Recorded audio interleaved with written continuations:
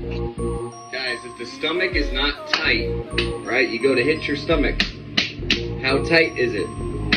Are you hearing a bowling ball sound when you hit it? Or does it sound like it's coming straight back to you? So this is the key to understand or to know where our health is, number one, and if we have excess parasites or yeast, mold, candida living inside of our gut, because we know that the gut equals the second brain. We know that 9 out of 10 people have bacterial overgrowth, yeast, mold, candida inside of their gut. And so that's one reason why we're told to salt every meal.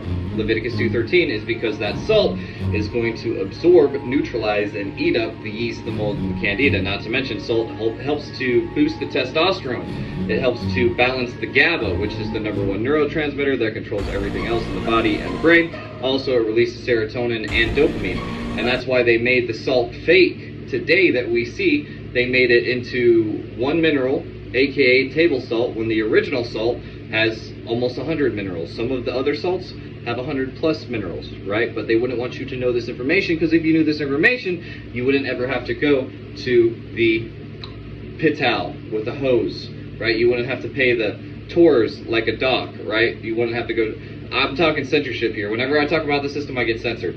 So you wouldn't have to go pay people to make you well, because you already would have the equation in the book if you knew how to read or decipher the medical codex that's inside of the Bible, right? Because there's multiple meanings per verse, and this kind only leads by prayer and fasting. But yes, also this kind of disease only, thus therefore also as well, only leads by prayer and fasting too, right? So there's a multiplicity of different meanings per line when we start to study the Paleo-Hebrew, not the Hebrew that we see today over there in the synagogue of Satan, but the original.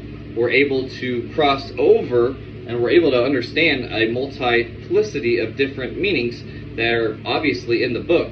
And to be honest, this is the biggest medical, this is the easiest health book, and everybody has it. It's the Holy Bible.